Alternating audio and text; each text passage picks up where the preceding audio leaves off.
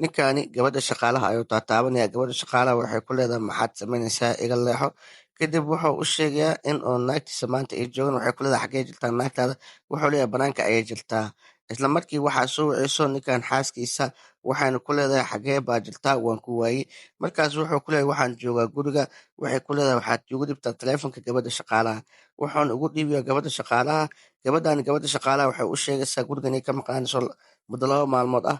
Waxayna ku leedahay waa in aad ii ilaalisaa ninkeyga. Gabadhan waxay leedahay waayahay. Isla markii way soo baxeen oo waxay imaanayaan qolka jiifka ayagoona meesha romantic ku sameynay.